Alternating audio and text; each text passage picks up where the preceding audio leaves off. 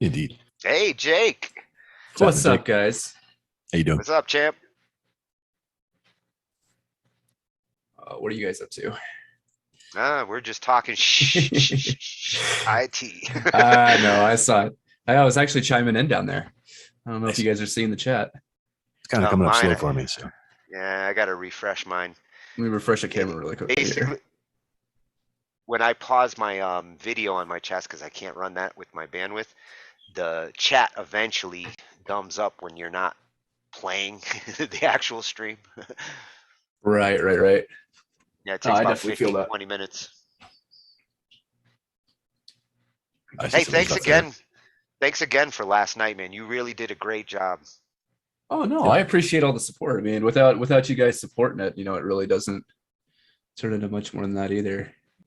My camera's being really weird right now. I'm gonna switch over to a different one. Oh, you're just gonna have to deal with me being close. Which cameras do you use? So I use a GoPro, a Razer Kaio, and then I use my Canon DSLR. Oh, you got a Canon too, huh? Yeah, Nice. about to be upgrading to a Blackmagic actually. You're a photographer, I take it then. Videographer. Video and photography, because that thing's good for both. I would love to get one of those. My last camera was actually a film camera. I was a photographer back in the 90s, and I did have like 6-7 grand of photography equipment, but all film before digital came along. Oh, nice. That's awesome. Yeah. No, I was trying to jump in there. So getting back to the technical speak, one of the things that a lot of people miss on vocals, like 90% of the time you guys were talking about boosting and things like that. One of the most common mistakes that I see is people don't understand how to use EQ. They don't understand what their frequency bands are actually used for and why you want to drop like everything out of your bottom end, drop everything about to 125, and you want to boost your 15 to 20K, because that'll add that clarity and it'll do kind of an artificial but more natural boost to it at that point. Yeah, it'll sharpen your words up. Correct. It'll sharpen up like your message. Exactly. When you do it right. And then using a proper gate, limiters not so much anymore because of the way the condenser mics have moved now and the way that interfaces are working. You don't really have to worry about that nearly as much. You used to have to worry about putting a limiter on something when it was really analog. Yeah, I was going to say in the old days, yeah, super important in the old days. And now it's like, why do I need this? With preamps and everything else, you don't. You still need gates, because if you don't have a perfect studio environment, like for instance, I do a lot of my recordings and there's jets flying over. No one ever hears them. No one ever knows that I live literally 3 miles from an Air Force base. Oh, that's got to be so drive you crazy as a musician.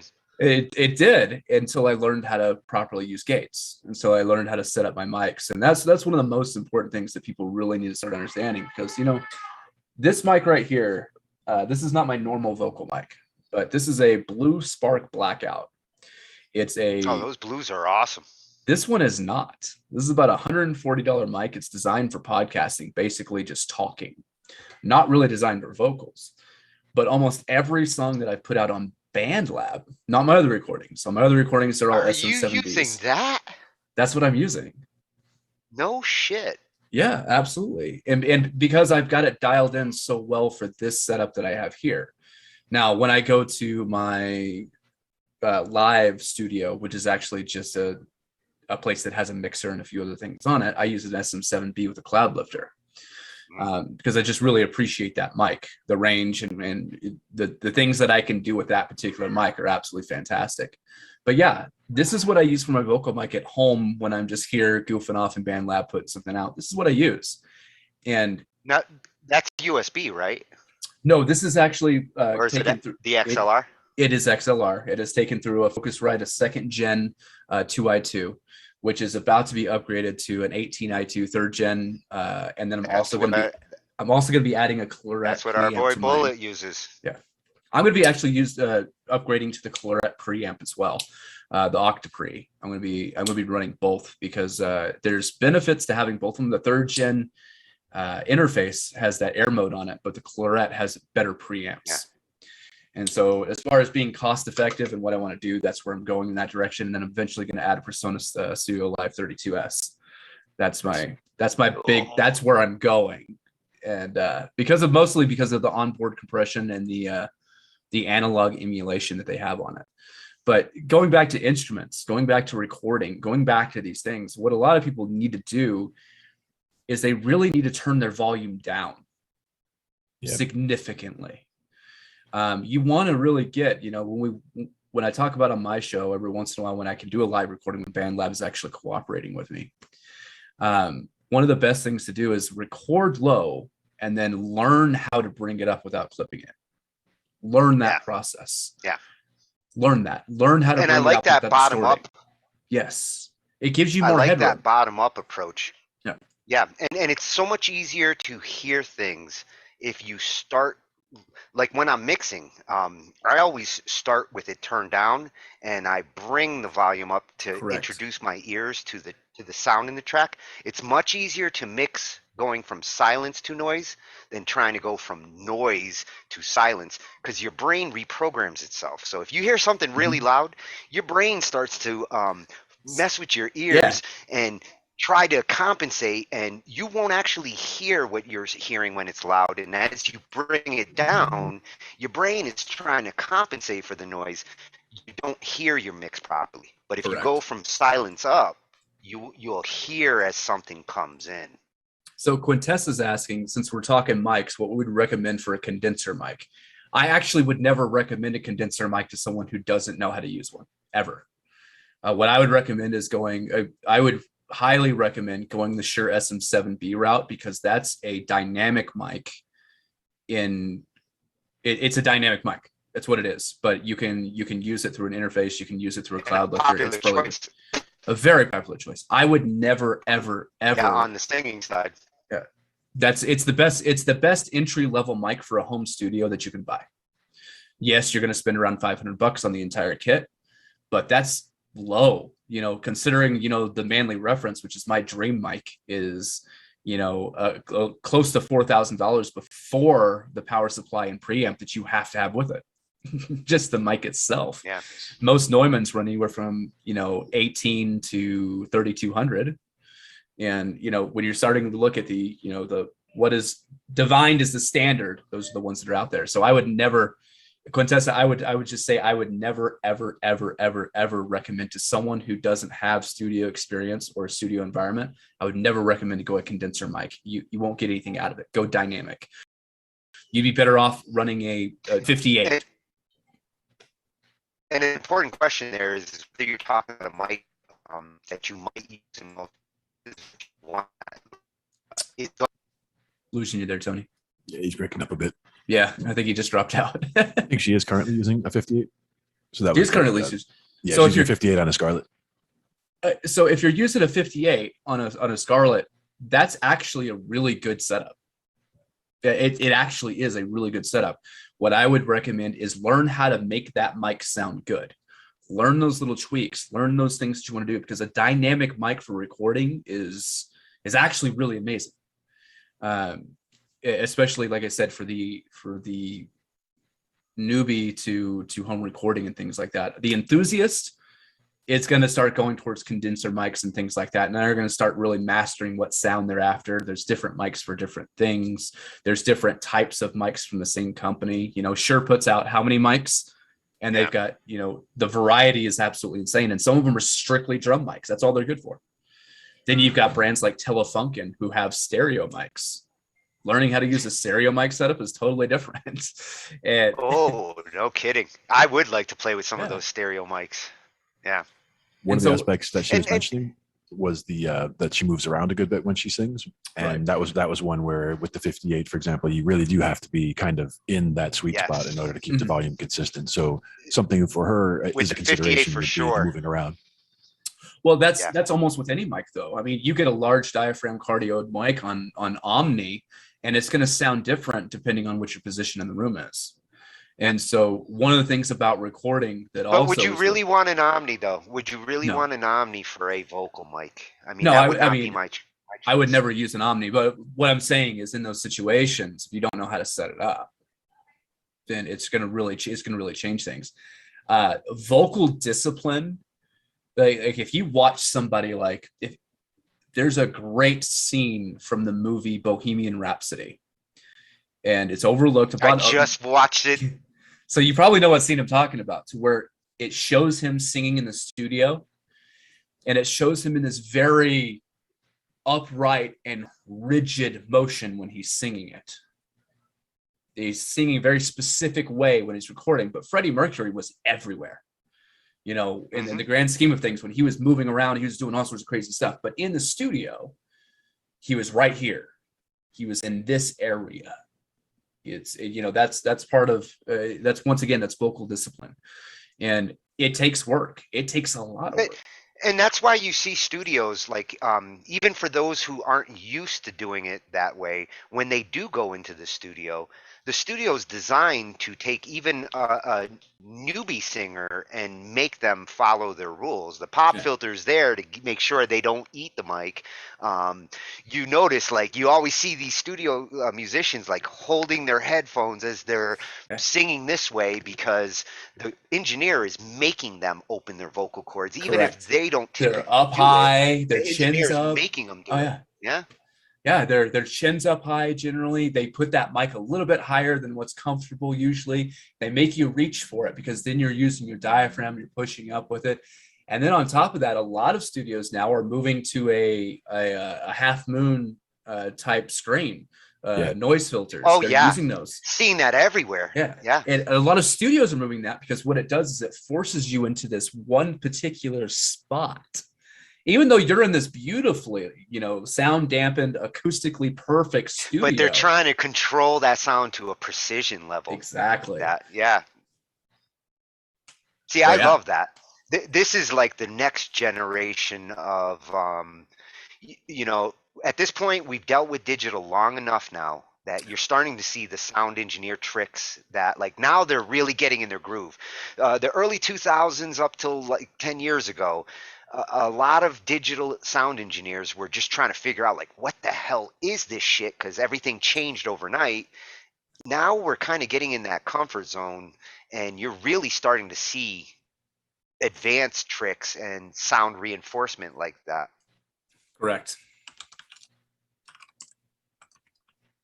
And it's with digital, you know, it's not all on the computer side. Like, those little analog techniques, it's about the signal, the capture. That's still just as important as all these cool digital tools that we play with. Right.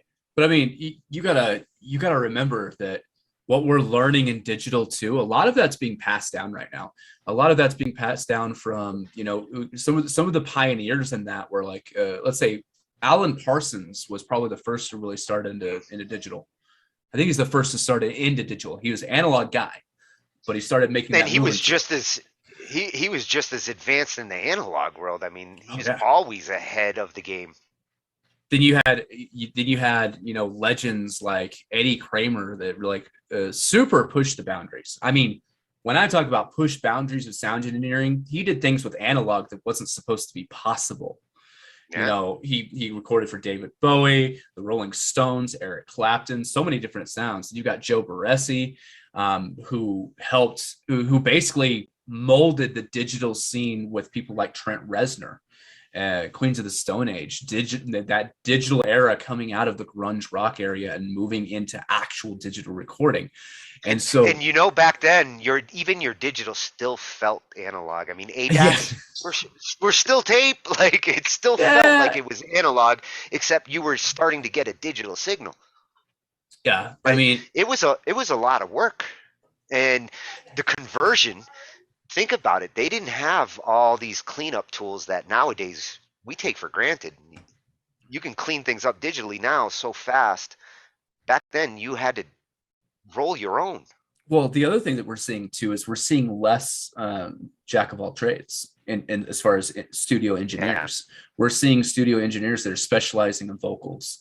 Then we're seeing people like Chris Lord-Alge who are coming up and saying, "Hey, I'm good at vocals, but where I'm going to really shine is on guitars, and that's where I'm going to focus." And you know, he mixes for the Muse, and there's a completely different engineer that does the vocals for the Muse. Even though he's the lead engineer, but he's got another guy that's doing the vocals on it now. He doesn't even mess with the vocals. All he does is strictly guitars. It makes sense. Yeah. And so when you look at like your toys now, it takes a different kind of expert to go mixing up a rack for a guitarist with digital than mixing up a different experts won't have any clue about what goes on in that other effects field. No, and that's okay, and it's perfectly fine. And so, like, to people like Quintessa that are asking questions like that, I would absolutely say that start at the bottom. Really watch videos. Don't go and waste money buying new things, because new things won't always help you. One of the easiest rabbit holes to go down is probably the plugins rabbit hole. Yeah. It's really easy to fall. I think we were all talking about this actually. Yep. About how falling into that rabbit hole and buying. I have all these plugins that I don't even use. I'm sitting here like, I don't even There's use thousands of free ones. You could spend all your days just finding free ones to try out. And learn how even those, you'll only find an occasional needle in a haystack. The things you need to learn to master right off the start, I would say a 30-band EQ, one of the most important tools that you will ever learn in mixing your own stuff. You can do a 30-band? I'm still wrapping my head around the 5 and 7s. I used to call that one we used to call that the Uncle Al EQ, because up at the mountain, there's one guy, Uncle Al would bring that in. You'd hear a feedback, and he would just reach over, know exactly which one, just pull it right down, and the feedback just disappears on you. And you don't hear any other adjustment because it's such a narrow little cut. Correct. And that's why I would focus on learning that tool, because it's so dynamic. There's so many things that you can do with it. A 30-band EQ, if you can master using a 30-band EQ, you're going to be in a completely different world of music. The next thing I would master, complete precision. Complete with a 30-band, it's complete precision across the frequency board. Yes. Now it's difficult, but if you're gonna, like, one thing that a lot of people do is they get comfortable with like a 5-band. They get comfortable in it, and they're like, oh, I can just do this. It's a good way to start. I mean, to understand EQ. Yeah. Like basics. I'm not a great EQer. I'm still trying to understand frequencies and what fits into which frequencies. Once you get comfortable with the 5s and the 7s, then you want to like focus in on a micro part. Imagine what you would have been like if you would have started with a 30. I have a hard time with EQing. Imagine where you'd be though if you would have started with a 30. It's great ear training too, I might actually know how to EQ. And that's why I say start with a 30. Learn a 30. Like, if you can learn a 30, you're going to be in a whole different world, and you won't get used to those almost shortcuts in a 5 and a 7-band. They're almost a shortcut. And because you're like, oh, I'm just going to drop this entire range of frequency really quickly. And sometimes a 7-band works perfectly for that. And when I'm recording someone else, I can generally pick out what I'm going to use. Like, oh, I only need a 7. This guy's got this much of a range. I don't need a buzz off the 30. It doesn't make sense. Yeah. Graphical EQ, totally different world, Quintessa. That is something that you have to. Great question, by the way. I would say start with a 30-band. I would say start with a standard 30-band analog type setup and learn your frequencies, because as you learn those frequencies, you're going to learn a lot more. The graphical EQ is it will confuse you. It will really mess you up. What I use a graphical EQ more for than anything is volume leveling. I use a graphical a lot on that because it's a visual representation of where my volume's at across the song. Yeah, it makes more sense in that volume adjusting way. With vocals, I mean, nowadays you have so many like visual options. It's beautiful. It's really pretty. You basically are looking at colors and lines and it's you beautiful. Start drawing a shape almost. It's beautiful. But if you don't understand the basics of EQ, you're not doing anything but making things look pretty in a visual way. You may be completely screwing up your sound. One big thing with the with the 30-band or with one of the larger EQs there, being able to get to all those different ranges, one way to work your ear or figure out what you're working with is to bring all the levels all the way down and then just pick one band. And just bring that one band up while you have a reference track playing in the background. And you just bring that one band up and you see what part of that track is bleeding through at that particular frequency range, and then bring it down and then bring up one nearby. So you can see, oh, the snare is right in this one. And something else. And a good reference track is key there. Oh, yeah. A good reference track is key there. You know, you don't want to just slap any track in there. You want one that will help you to hear those different frequencies that you're trying to explore. Correct. And another thing that's very underused and not done a lot, and I don't see a lot of engineers do it. So the best engineers do this. One of the things that some of the greatest engineers in the world of music do is they will completely remove an effect, go way high on that effect to hear it, go all the way back down, and then bring it to that level they want. Yep. You know, training your ear to hear that effect, training that, you know, just going all the way up, going, oh, that's what that does. Take it all the way out and go, this is how it changes it. One of the things that I'm constantly, when I'm showing people Cakewalk and showing them how to add effects and try them out and listen to the presets, I'm constantly finding myself telling them to solo a track and listen to the effect on a solo track and the effect it has, say, on this vocal. Stop trying to listen to how it sounds with all the music and all the mix as you're trying to like get familiar with a new effect. On effects wise, yeah. But as far as mixing wise, there's two different schools of thought on it.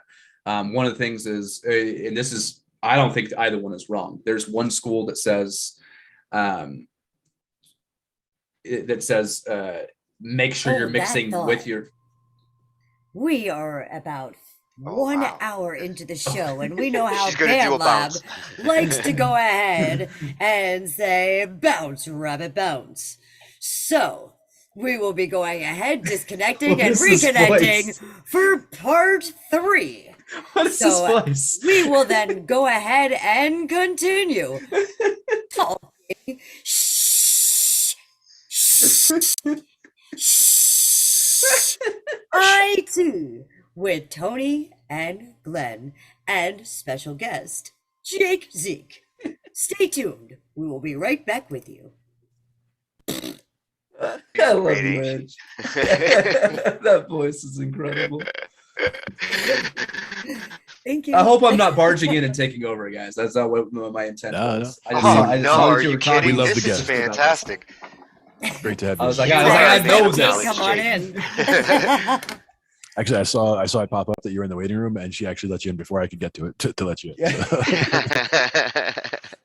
I was like, this is my jam. What you're talking about right now is like welcome. my jam. Yeah, there yeah, were 60 man. people watching on that stream. Nice. So it's building.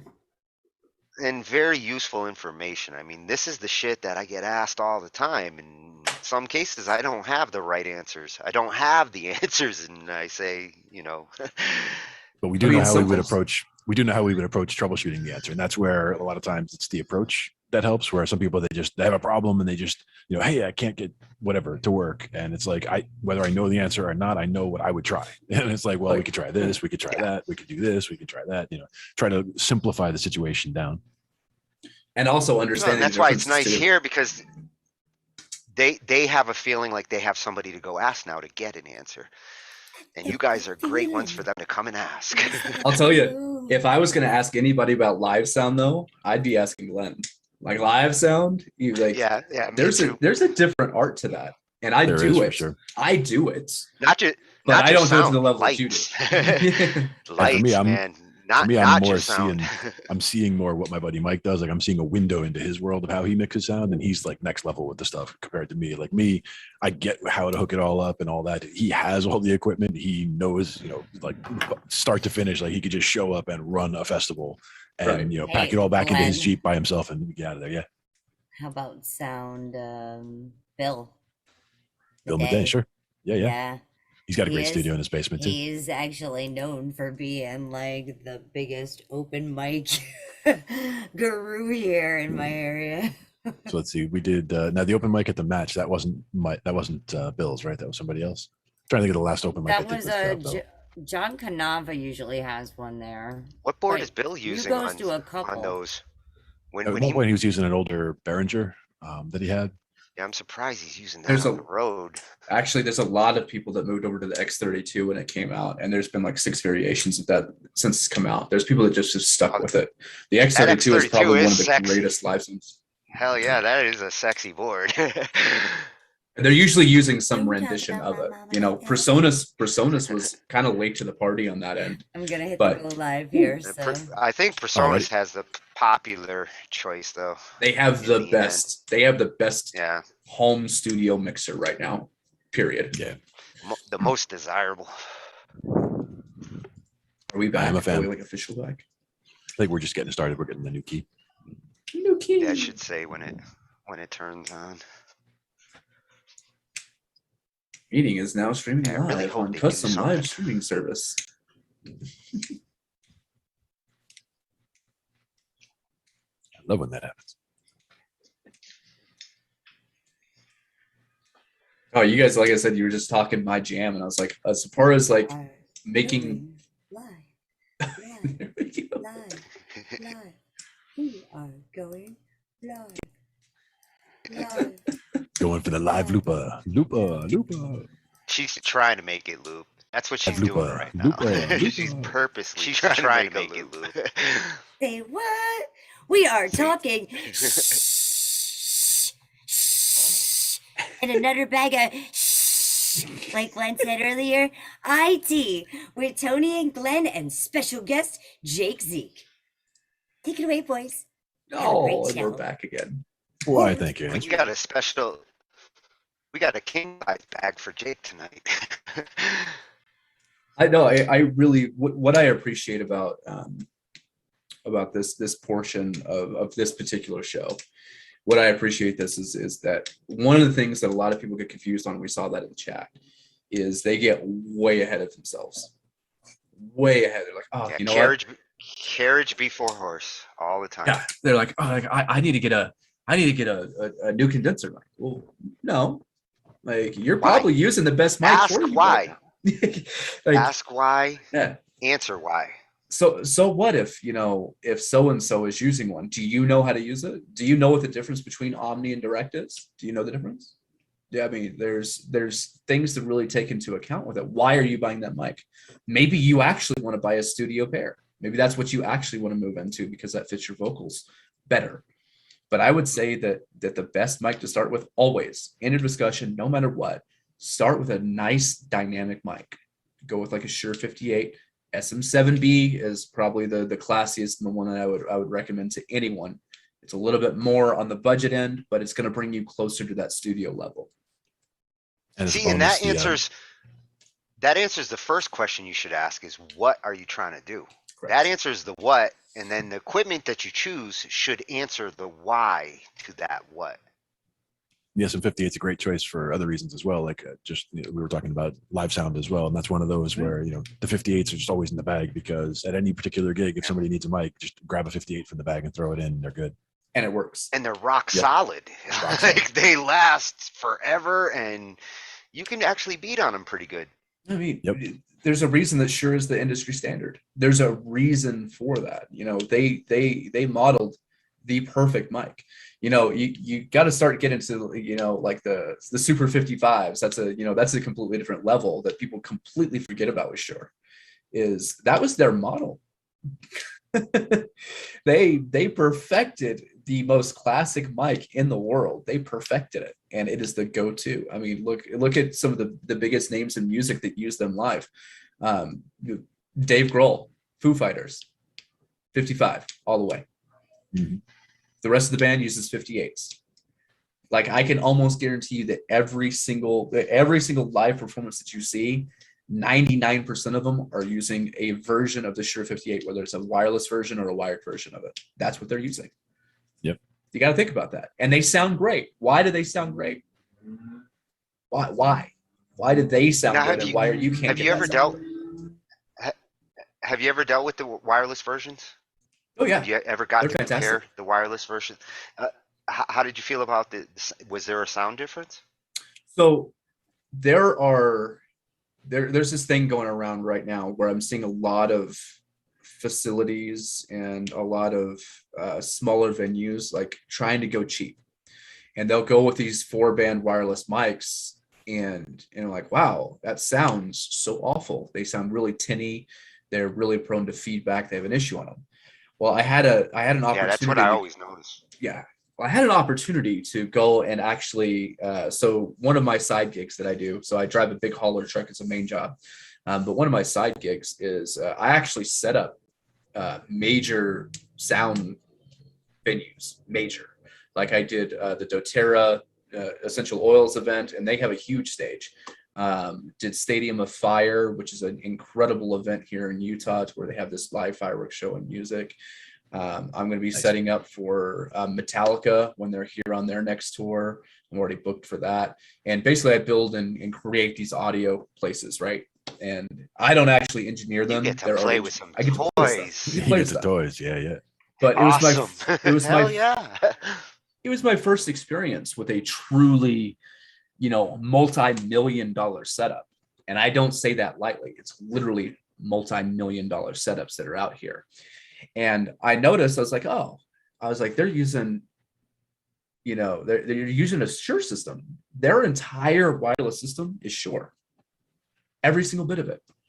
And they run in-ears through a Shure system. Now, the in-ears are different. Some people use their actual monitors themselves are different, but it's all through a Shure system.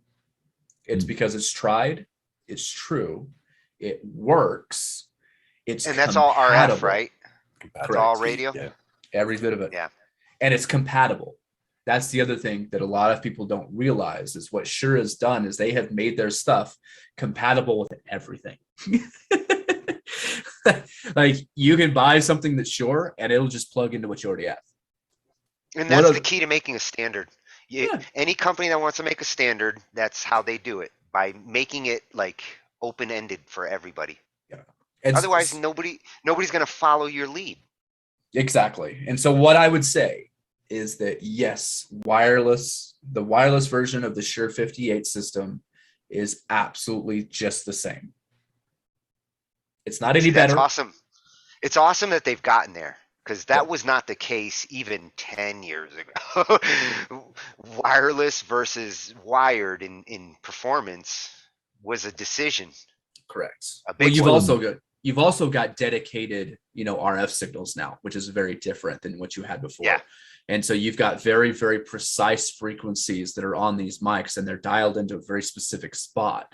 And so on the professional side, like I've seen two systems that I've seen used, and I've questioned both of them. One of them is this mic is specifically tied to this frequency period. You can't change it. You can't do anything about it. That mic is tied to that transceiver. That mic is tied to that receiver. End of discussion. It's a one-way street. No other mic will work. And that's how they keep things from stepping on each other's toes accidentally. Yeah. But then they have another system at the same time that's variable. And so they run both. And so I haven't experienced it enough to really kind of get into that side of it, but I do know that signaling has come a long way. Oh yeah. One of the other big things. Now, have you noticed? Ooh, Glenn's got something.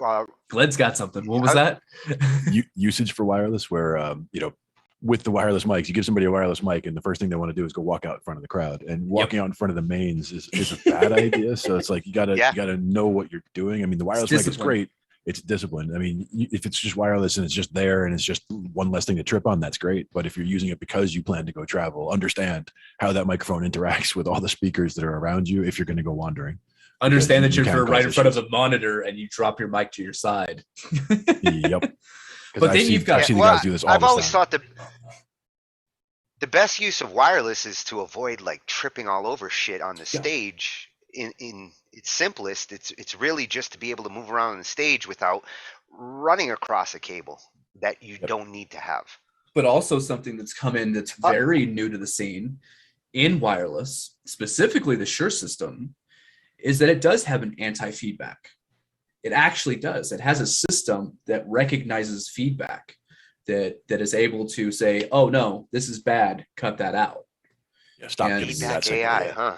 And so it's actually awesome. Really impressive. And it's on like, I want to say it's like a 3 millisecond delay. It's something insane. And so you can literally get feedback. The mic cuts that feedback, make sure that you never hear it. And then you can come back to start singing and it never skips a beat. Like it's incredible. It's amazing. It's amazing that they've incorporated, and it makes sense too, because it's not hard to detect it like algorithmically. And a little bit of hardware in there just for that purpose is worth a feature like that. Absolutely. Up at the mountain, we had feedback destroyers for that, where they had the 4 different automatic feedback destroyers that would listen for and remember that frequency that they notched out. But we would even, over the course of an afternoon, like if we had 5, 6, 7 different bands playing all day, they would fill up those frequencies. So you'd have to reset after every once in a while. Otherwise, you'd fill up the frequencies and you start hearing feedback again. It's like, oh, we got to go, clear the filters again and let it reset. Right. And now, and like I said, now So we're into basically AI. They have a buffer. They have a buffer that you have to flush. It basically more of a remembered each of cache. those. Yeah. It's more of a cache. Remembers like the last 10 frequencies, let's say, that fed back. So like, as you're going along at the beginning, the first time it tries to feed back, it notches out this frequency, and then that frequency is gone for the rest of the night. But it'll remember that, and that's on preset, memory 1, let's say. And then, by the time you get 7, 8 frequencies that are each notched out because they were each going to cause a feedback, you get that 10th one, and now it has nothing else to save it in. So you just have to wipe it all and start fresh, and then it'll just grab a couple frequencies at the start. Yep. Because there shouldn't be that many anyway. But now you've got, independent systems for that. You used to have to run feedback destroyers, just like Glenn was talking about. You used to have to run multiple feedback destroyers. That was the way that you fixed that in live events. That's how feedback got stopped. I think that started in the early 90s, actually. I don't actually know for sure on that, but I think it was somewhere in the early 90s, because you still remember seeing great performers from the 80s still get feedback. You remember hearing. I remember hearing. And it's kind of a part of the show. But in the 90s, that started disappearing. Yeah. That was from feedback destroyers, things like that. Technology started catching up. And now we've got actual wireless systems. We've got speakers. If you look at the QSC line, like the K12s and the K10s, they've actually got feedback suppressors in the speakers too. So it's working both ways. Yeah. So it's not going to eat it. It's not going to eat it in the microphone, and it's not going to spit it out from the speaker. They have really come a long way on their approach there. That's genius too. There's millions of different ways that technology has come about, but with that technology, and I'm definitely leading this conversation into a specific place. With that technology comes laziness and complacency. Yeah. You forget how to do. Don't get too comfortable. Yes, you forget how to do the basics. Understand the tools, but yeah. You got to understand the difference between a patch cable, a normal patch cable, and an actual 1/4-inch mic cable. Or instrument cable. You got to learn the difference. And you should understand. You should understand what that. You should understand what that equipment's doing. It's not enough to have a piece of equipment that does what you want it to do. You should understand why it does what you want it to do. Correct. Understanding that kind of feedback technique, that's why this does this, that's a feature of it. Understanding that is as important as having it. Yeah. And learning about automation versus manual. Yeah. So, like, for instance, a great example. I've been going through that for the last couple of years. I was hesitant with automation, which is ironic because I'm a programmer. But in mixing, I was hesitant to turn on those automation knobs and start actually recording my actions. I was thinking, it really was a slow process. Start automating some levels, start adjusting an effect signal at a certain time, basic automation to get comfortable with the whole idea of like programmable mixing. But even automation in your equipment though, like for instance, what's the difference between a Focusrite 2i2 that comes in at about $140 versus an Apollo with the same amount of inputs? Why is the Apollo $1,200? Why? What are the differences? What are they doing differently? Preamps. And in reality, that's what that's what we're talking about, is what your equipment can do. I can get the same sound. All right, good night, buddy. Good night. I can get the same sound out of a $149 mic that I can get out of a Neumann going into a studio. How do you do that? Now, is it easier for me to get it out of the Neumann? 100,000%. Is it easier for me to use an Apollo versus a Focusrite? Absolutely. Is it easier for me to use a plugin? 1,000%. I'm not going to deny that. But if I don't understand the basics and why I want those things, then I'm just spending money and I'm never learning what I'm doing. Yeah. I'm just throwing money at a problem and I may never fix it. And that's That's really where where understanding the knowledge problem. does Yeah. help you. Yeah, knowledge is money savings. Yeah. If you're not saving money, like, what are you doing? You're a musician, man. You're gonna struggle. That grandma's birthday cards are not going to pay for your entire music career. Well, you know, it's funny. These days, we don't spend on our instruments the same way we used to, but I think we still spend in generally the same amounts, because the things that I would have bought for physical hardware, synthesizers 20 years ago, now I can load as a VST. But Correct. the amount of money that I spend on the equipment to process it balances out. I'm still spending about the same amount. I'm just buying different things to accomplish the same thing. Well, it's also My about synthesizers brand are no awareness. longer physical. Yeah. It's also about Yeah, brand and whether you awareness. buy, yeah, whether you buy that one that does come at a premium in cost, but it's built like a tank, like a Mackie. I love my new Mackie mixer. Yeah. Well, it's Worth every penny. for instance, the world of guitars. I mean, look at how much we all remember the days of Epiphone being the knockoff, right? Mhm. Epiphone was the knockoff. It wasn't a Gibson. Yep. But now you can get a $700 Epiphone that arguably maybe even sounds better than a Gibson at some points because they're more consistent. They're built on it. They're built on a frame. They're built on these things. But, you know, Epiphone, you know, recently did something absolutely incredible. They went out and built a whole line of 58 clones that were done with the same practices that Gibson used before, using the same materials, every material that was actually legal. There's actually illegal materials in some of the old Gibsons. They actually went back to them. I've heard of that. They actually have real leftover 57s from the Gibson factory from those times. And so you're looking at these situations, you're like, wow, you know, maybe my money is better spent not buying the actual Gibson. Maybe my money is better spent by buying the Epiphone. Yeah, it's an Epiphone. It has that name on it. It's not going to have that prestige of actually owning that Gibson, but it's going to sound just as good, and it's within my budget. And then I can buy a couple other things that I need. I can buy a bigger cab. I can buy a better. And I can you better could buy get a the same 2 amp. feel. Yeah, You know, feel a lot of times with guitars supersedes a they're whole bunch of exactly other the same. things. If it feels good, you know, that for a guitarist, if that's what I was my chosen instrument, I'd be going by feel first. That's a Even big with one, yeah. keyboards, yeah, even my keyboards, the two that I spent all the money on over the last 20 years were specifically for their 88 weighted key action, and no other keyboard that tried to do the same thing felt the same way. I picked Right. by feel. Well, and that, I mean, I can definitely attest to that because, you know, I've been playing the piano since I was 8, and I started with a really, really old, it was I don't remember what the brand. It was a really old upright. Oh, is it an upright? I was going to ask you, was it an upright or grand? Because they had different. They had different bounce. The uprights were almost like synthesizers with weighted keys.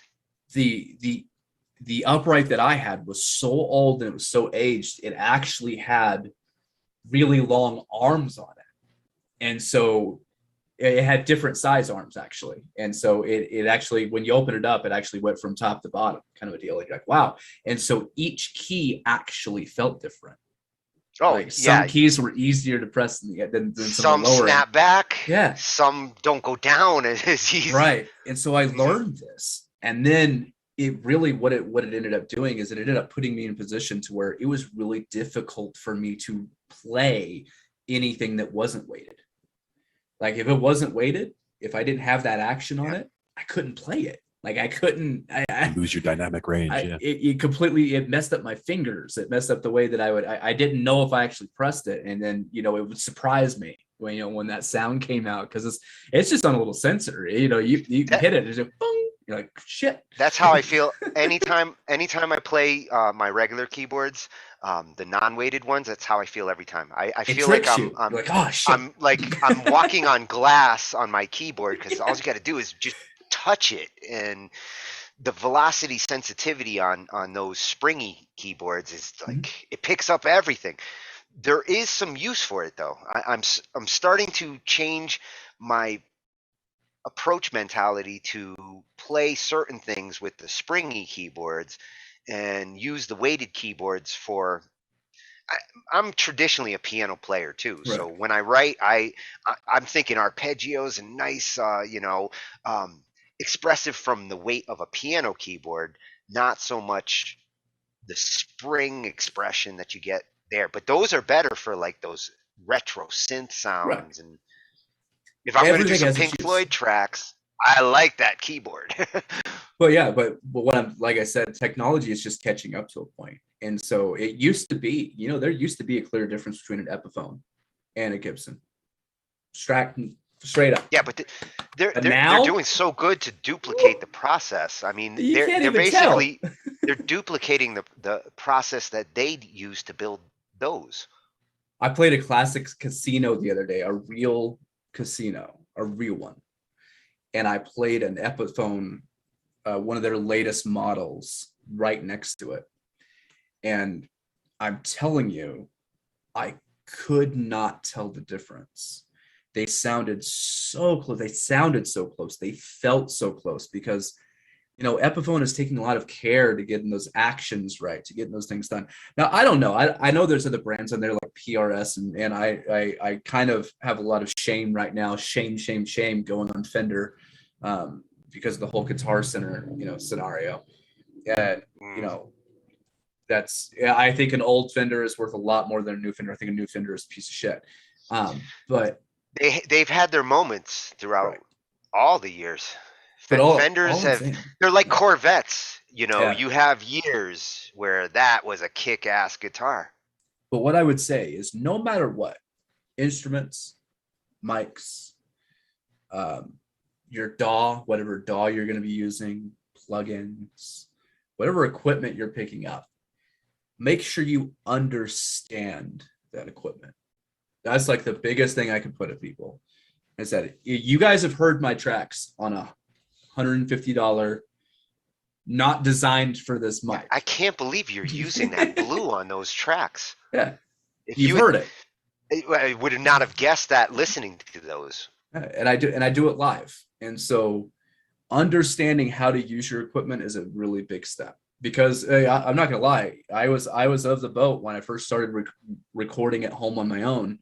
I was like, man, I got to get a better mic. Man, I got to get a better mic. I got to get a better mic. And then I ran across a guy on YouTube that's using this mic. I'm like, how does he sound that way? Like how the hell does he get in that sound of it? It is a good podcaster mic. Yeah. I would assume that you bought that because you were like, hey, I'm going to do some streams. Yeah. I'm going to get a dedicated mic for that. And that's a good choice. The Blues have a whole bunch of good choices for podcasting. Well, that's why I'm using my blue mic right here, my Yeti, to talk to you guys. That's what I'm using. That's what I talk on. This is what I sing on. It makes a great conversation mic. Yeah. And so the fact that, like I said, blue's not bad. But if you're not using it properly, it sounds awful. Yeah.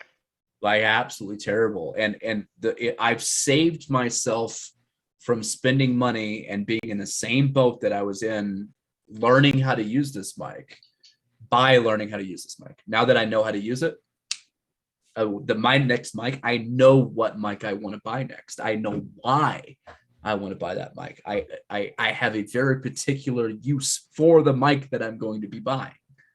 And because of that, now I'm buying the thing that I actually need, not just because I need to sound better, but because I know that it fits my range, it fits my voice, it fits what I want. That's the mic that I want. And that's what I suggest to anybody, especially, I'm going to say this again, especially on plugins.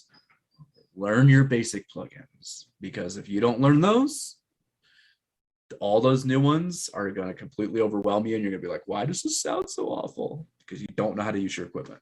That's why. Oh, and I also use a free DAW. That's why in Cakewalk, they have their pro channel, and I like it for if you're new to mixing and using a DAW. Once you get done getting comfortable in Cakewalk, bring up that pro channel and it helps you to focus on every plugin you should get to learn. Compressors, equalizers, what's the amplifiers that are in there. I mean, each thing that's in the Pro Channel, and they do give you a nice default strip. So like, if you're wondering what you should try or check out, you got a default strip with a whole bunch of things that are worth turning on. Listen to what it does. If you go in and load up a template, there's a whole bunch of templates that will load different Pro Channel strips and bring up effects that you should get to know and set them at default templates for, like, say, drum room or, you know, distorted guitar mix. They've got presets that actually do help with, like, starting points across. What DAW do you use? What DAW did you use before Cakewalk? I've been through like 4 across, going back to like 1987. Before DAWs, Cakewalk was my first MIDI sequencer right at the beginning. Wow. Cakewalk was the first MIDI program that ever mattered to me, and pretty much the first serious one for a MIDI sequencer. When it became DAWs towards the end of the 90s and going into the 2000s, I went from Cakewalk basically to Cubase for a while, a good like 5-6 years. Really love Cubase. I'm not against even using it now. It just serves a different environment for me. I really do like Cakewalk's workflow.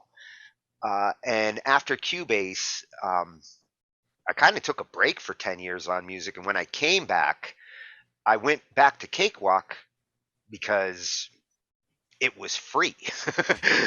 Gotcha. And BandLab, I was signing up for BandLab to check out what that was, and it turned out like I needed a DAW, and it was like, wait a minute, they now own Cakewalk, and you know, it was no longer Sonar, because I did use Sonar when I went from Cubase. I went back to Sonar for a little while, but Sonar had a lot of problems back then.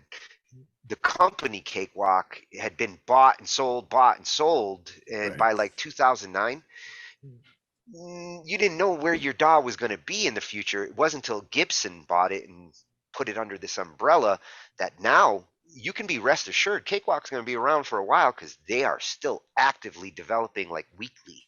Yeah. I see updates. What about you, Glenn? What DAWs do you use? It was also Cakewalk from way back in the day, and then Cubase a little bit as well. But since we do have the PreSonus Studio One, Studio One is becoming. We got Studio One here and over there, yeah. But I do use Cakewalk as well for when we're doing stuff here, and BandLab to keep things on the same page with everybody else. Gotcha. So I was kind of a DAW whore for a while. I've got them all. I tried all of them. You know, I went from. You should. I started with Pro Tools because I was like, oh, Pro Tools that's what's going to make me sound the best. That's the standard. When I first started, I was like, oh, we got Pro Tools. Yeah. And then I was like, man, this is expensive. And then I was like, man, I don't know how to use this. And I was like, man, this is kind of confusing. And I was like, I don't really like this. There's so much going on in Pro Tools. I was like, I need something different. You have a different effects choice over there. Oh, There are plugins, totally different. Non-standard. Like Pro Tool plugins are Pro Tool plugins, and not all plugins are created equal there. You can have a plugin that you love in the VST world that's not available in the Pro Tools world. And you can load VSTs in Pro Tools, but because they want you to use their shit, they don't make their VST support well. So no, it doesn't pull correctly. I don't like a DAW. I don't like a DAW that forces me into a corner. Correct. With stuff like that. So I moved away from Pro Tools. I shy away from Pro Tools too. And I ended up on Sonar. For a while. I actually loved Sonar for a while, and then everything happened with them getting bounced around, just like you were saying, changing from Sonar to Cakewalk to Sonar, that whole big thing. And so it's like whatever. so I dropped off of that one, moved into Ableton. Really That's a popular one. You really enjoyed Ableton for a little bit, but then started kind of running into the same problems with VST support and them kind of putting their own proprietary stuff out. Wanted to mess around with Logic, but Logic never dropped their Windows program. They never launched their Windows DAW outside of beta, and so it just never took off. And then I accidentally came across Reaper. Now, a lot of people underestimate Reaper. Reaper is free as well. A lot of people underestimate Reaper, and this is why. Reaper has literally 100% VST, VST 2.0, and VST 3.0 support. They're the only DAW that has 100% support across the board. The only one. Now, Especially not only with do the they, VSD2s. yes, Cakewalk is not so good with the VSD2s. so they've got this, and then they come out and they're like, you know what? This is what we're gonna do. They opened Reaper up to open development. And again, And that's so the it's an key to open, that's it's the key to open source. universal. Yeah. Making it accessible to everybody is the key to getting everybody to want to standardize. For me, Reaper's Jason's go-to. Our other metalhead. for me, Reaper is the ideal DAW, not only because it's not super expensive to use, because you can donate to them and get a lifetime license kind of a deal. You don't have to. You can Oh, use it really? free. And they've been What's it telling cost me, on their lifetime? I think it was like $59. Really? Yeah, no, it's nothing. Shit, man. It's like 59 and change. It ended up being like 61 here in Utah because of taxes and shit. And that's throwing support at them. You But like this dog? yeah, Support it. that's exactly what I did. I was like, I really love this. Now, what they did right, and this is how I compare it, is they said, hey, we're gonna make the Linux of DAWs, but we're gonna make it stupid easy for anyone to use.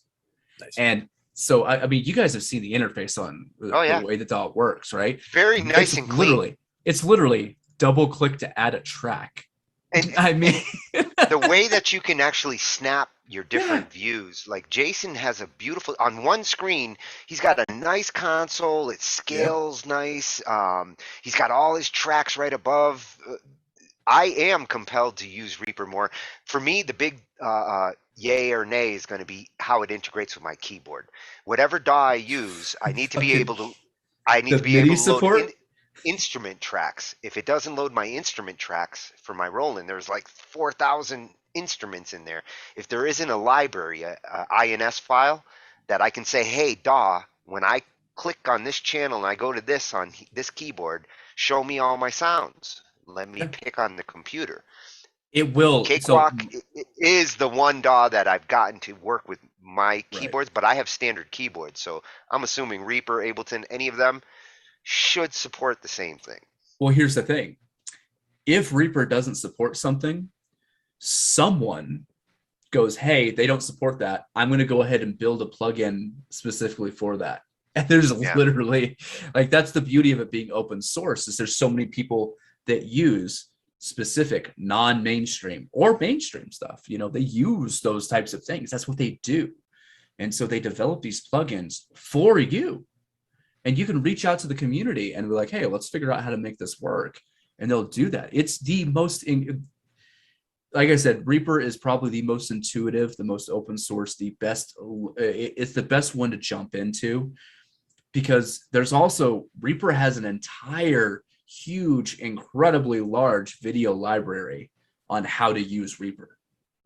Yeah, that's the best thing with open source. You always get a huge library of tutorials and shit, because the other thing is they go in and they go, hey, so this, you can also do this in this DAW.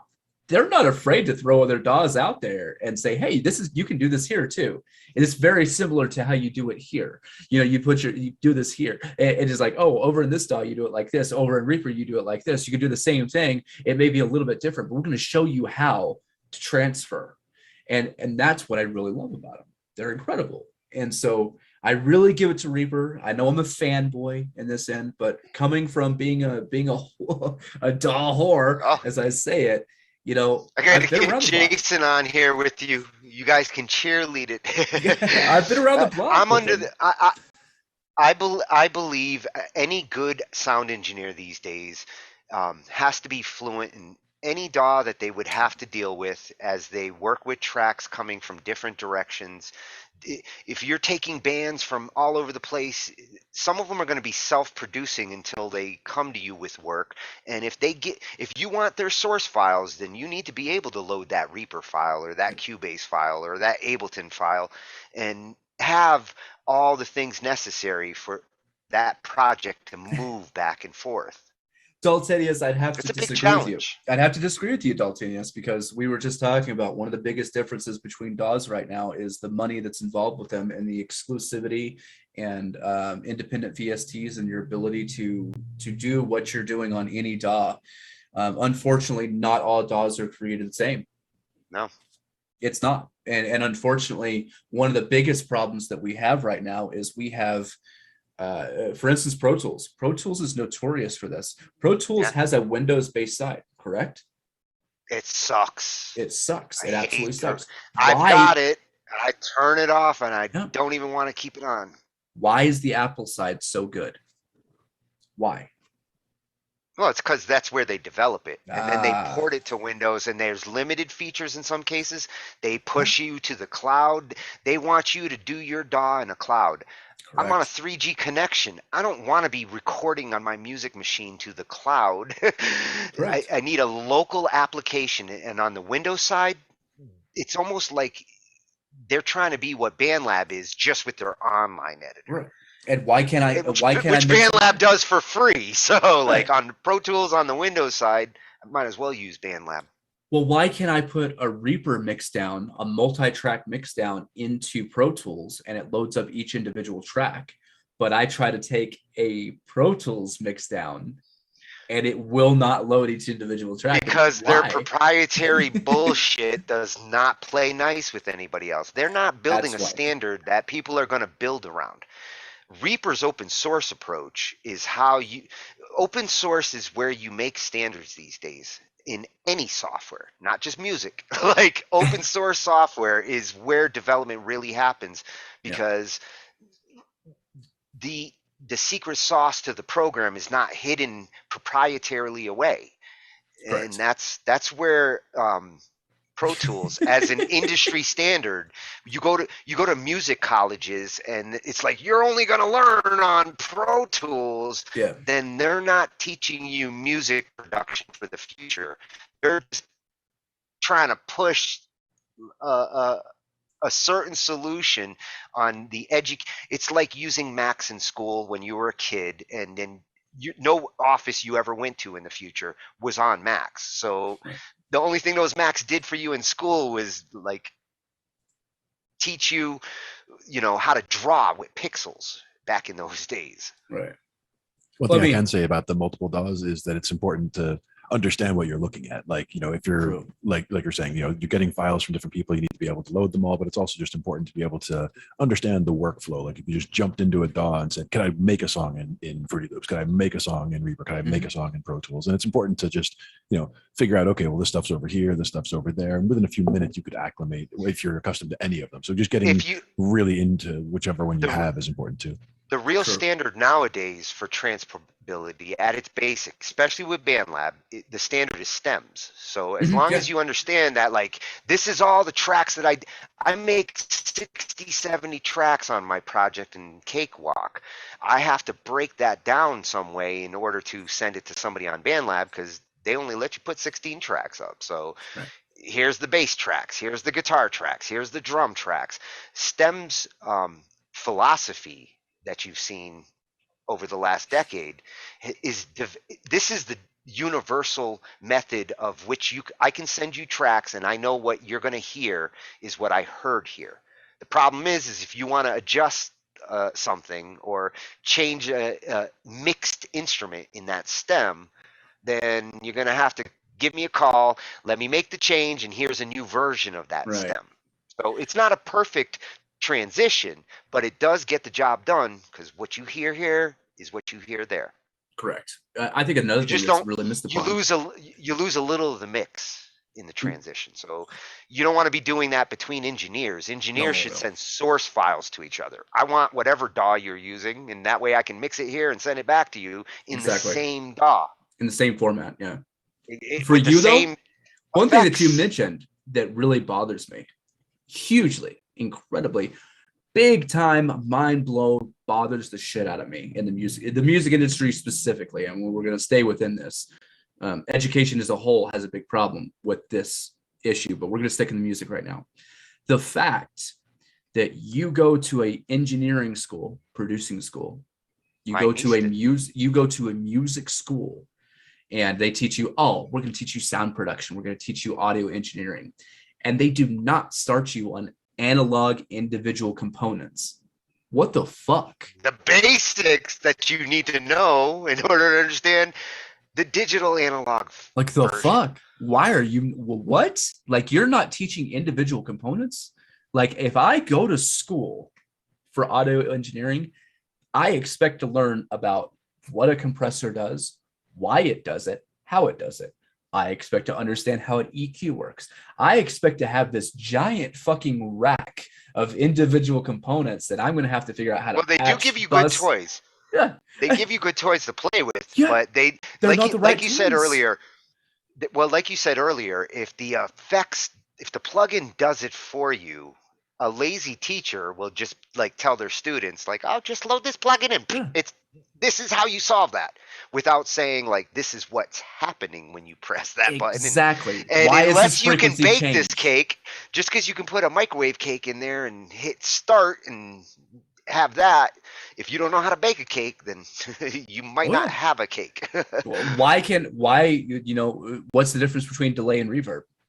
People ask me this all the time, and why I choose to put reverb over delay or delay over reverb sometimes, and sometimes I'll put both. But the fact of the matter is if you know how to engineer it right, you can make delay into reverb or reverb into delay. Well, reverb's really about room definement. Oh, and absolutely. Delay's about syncopation. What's the difference to me is I use delay to get a syncopation in a song that I'm looking for a certain subliminal echo. Right, but I use you know what I'm reverb saying as a glue because I've got all these instruments and I want them to sound like they're in a hall or a little room. Reverb is a great glue. But once again, we know that. What I'm saying is, why can I like understanding the engineering and how it works makes it to where you can literally change delay and create a reverb effect. It can have a reverb and you can change reverb to have a delay effect. Yeah, and you can do that, and we understand that, and on a very like a very advanced, or I guess I would say it'd be more an intermediate level on that end, but in intermediate to advanced level, we understand that, we know that because we've fucked with it, we've messed with it, we've screwed up tracks. We got, oh, how did you do that? How did I get that sound? You start dissecting these things, pulling all this shit out. Well, and in understanding sound itself, there is a difference to a delay that you create with a reverb, because when you create a delay in a reverb, it's an echo. So if you were in a big hall and you said echo, echo, echo, and the hall naturally did that, that's the delay you get when you do that with reverb. We should have a competition on this.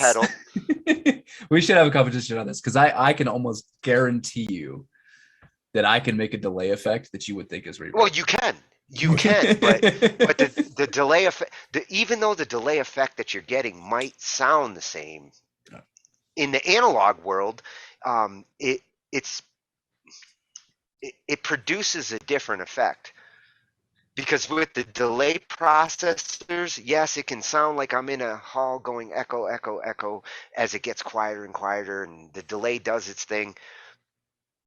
But the reverb that's set to sound like the hall because it's built like it, still does it in a different way, a more natural way in the case of that. If I do want to sound like I'm really in the hall, I would use the reverb to get the delay effect. But most times I'm not looking for that when I use delay. I'm not looking to make it sound like I'm in a hall. I'm using delay for syncopation in a mix to get a bounce that actually bounces with the beat.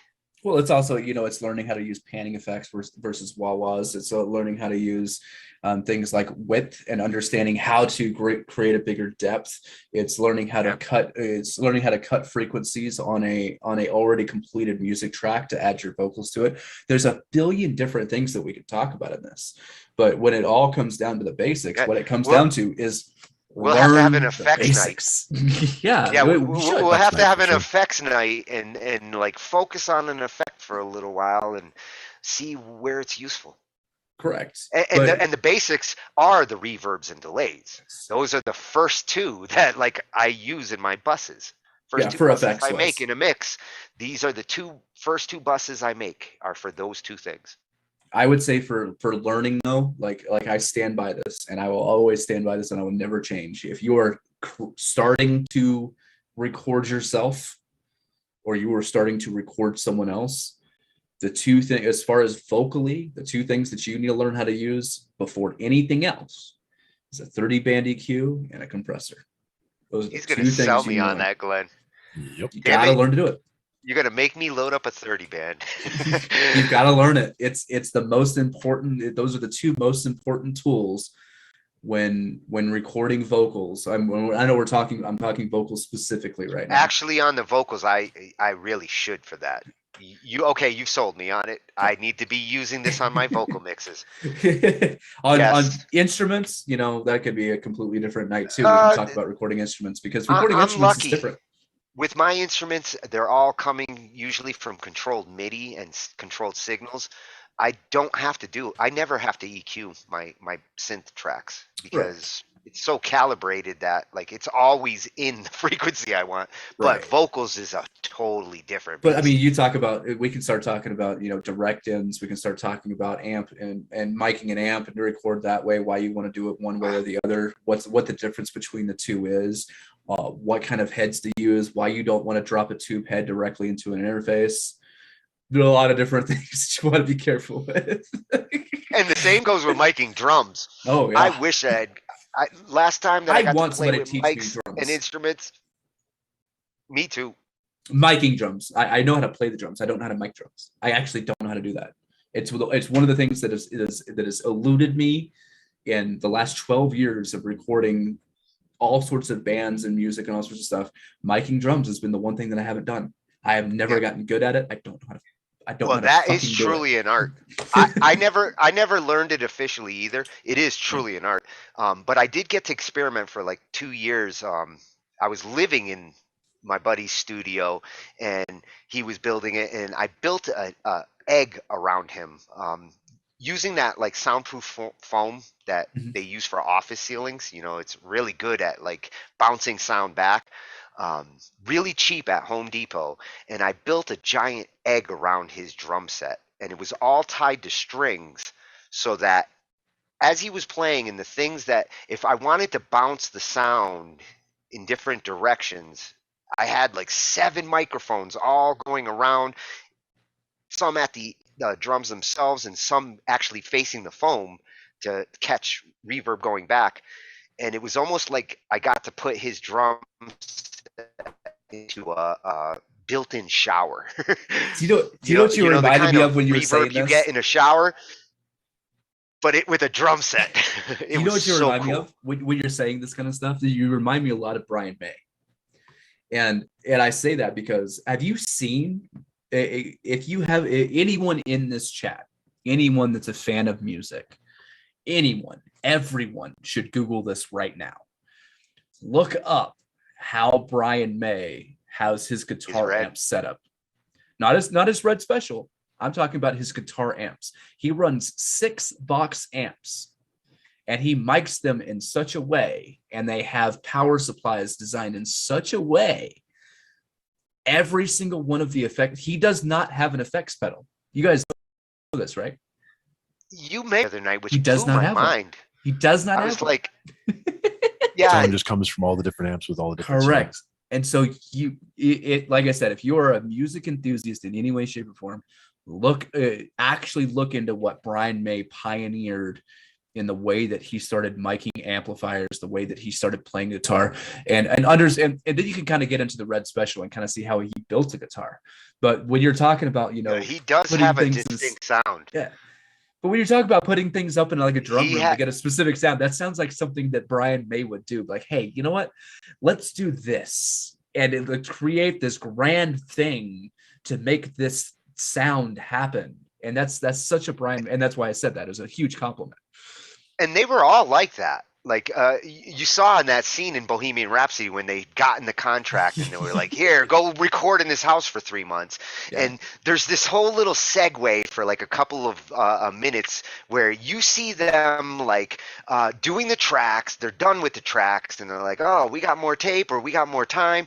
Throw some pennies on this drum over here and let's see what it sounds like as you bang that, and put all this shit in the middle of the room and see how it affects. They really like experimented individually to create a very distinct sound. That's key, is getting, different sounds out of the instrument. So it's not just the stock sounds, but what sounds can you make? Let your imagination really go with what you could do with this instrument or that stuff. I'm a huge enthusiast, and we've talked about this before. I'm a huge enthusiast of clean sound. I'm a huge enthusiast of directing guitars. Same here. I'm a huge fan of direct vocals. Now, you'll hear the difference in some of my tracks depending on what I'm recording on. Like for instance, on this mic, I have to do a lot to make this mic sound good. Don't get me wrong, I do. I have to put a lot of work into it.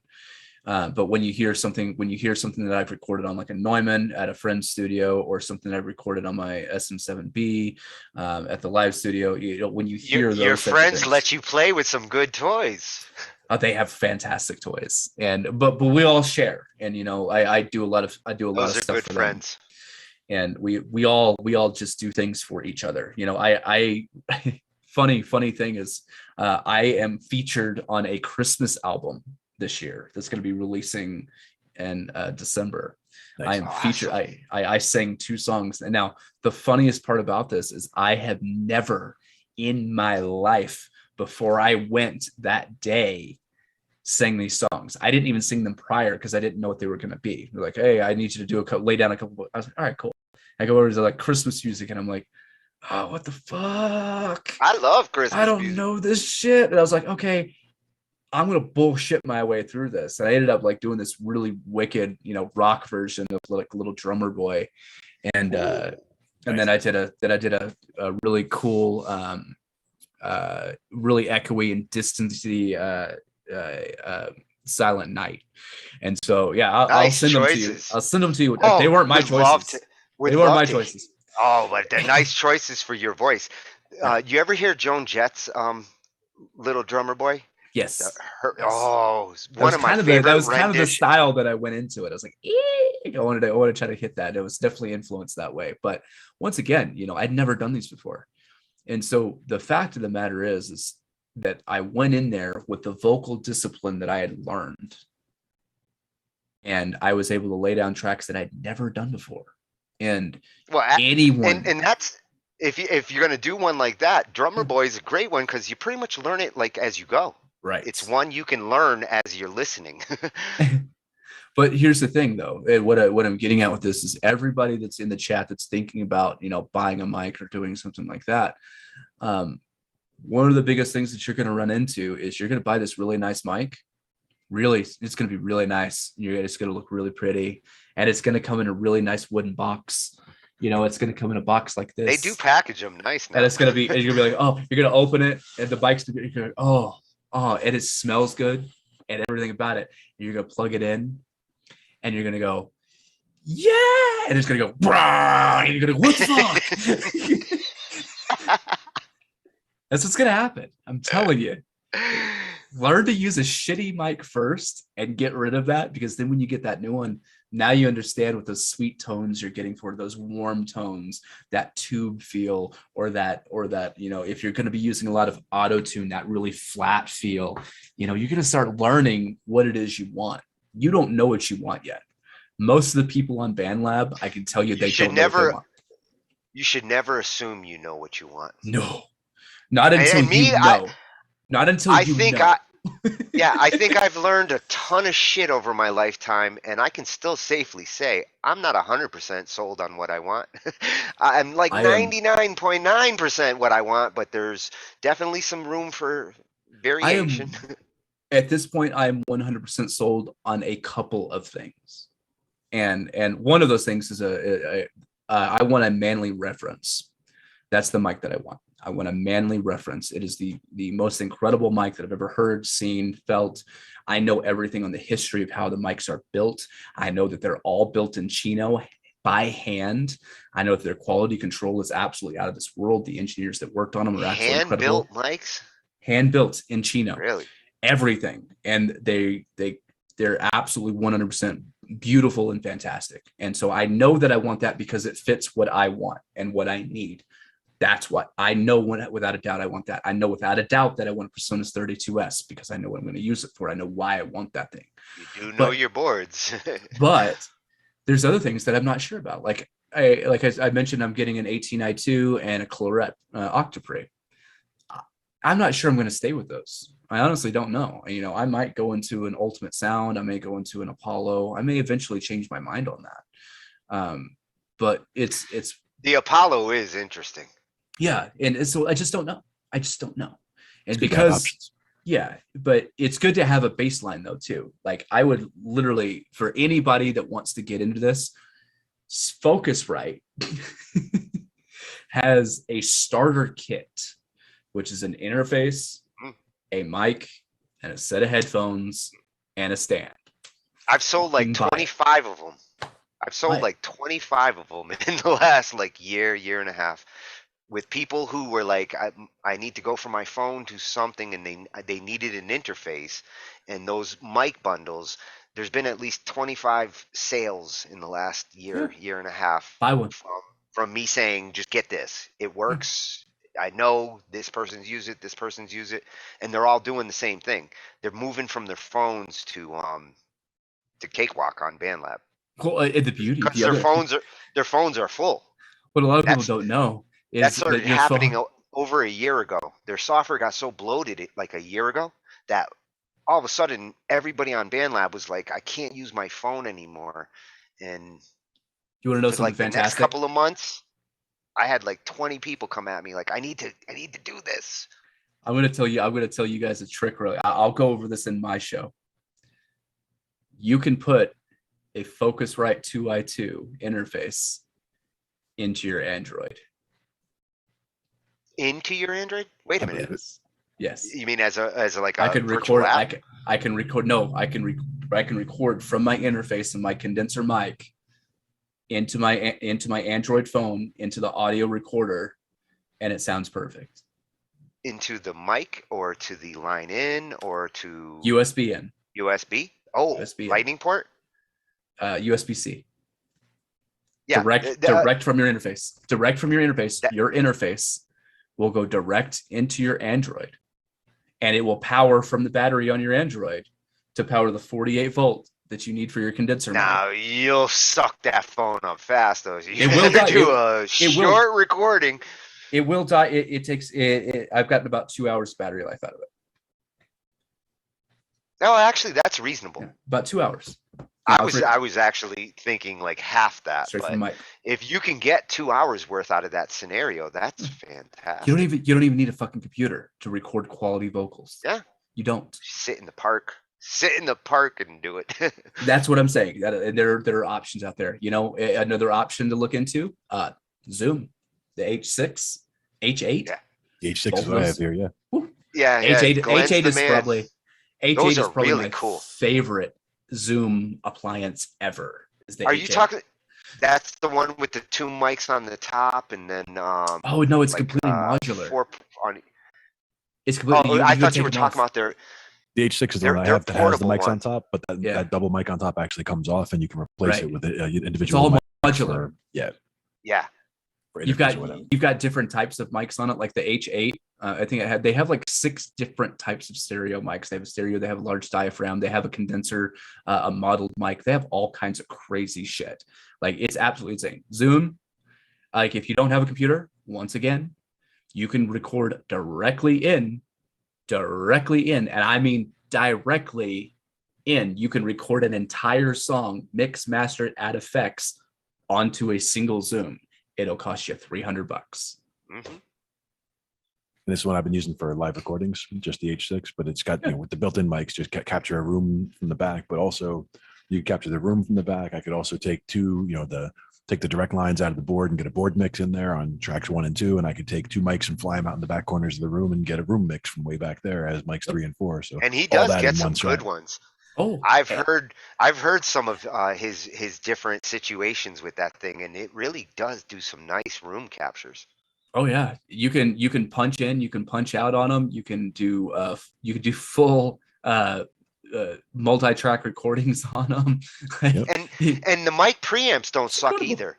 No. For all the singers who have given reviews on it, because I was looking at that one back in February also, not that portable version, but their one of their mixers, because Joe, like the one Joe has, Like their L8. their mic preamps are well renowned. Like people using I don't them like their L8. aren't complaining about them. I don't like their mixing I boards. haven't gotten to test their mic preamps, but not a fan. Joe's using it, and his sound okay. Yeah, I'm not a fan. I'm not a fan of their boards because there's a lot of very limited things you can do on them. All of their boards are single FX. Yeah, see, I wouldn't use it for those. Yeah, there's a if lot I of was going to different get one of problems their with it. boards, it's the multi-track support, Yeah. multi-channel recording. Their EQ sucks.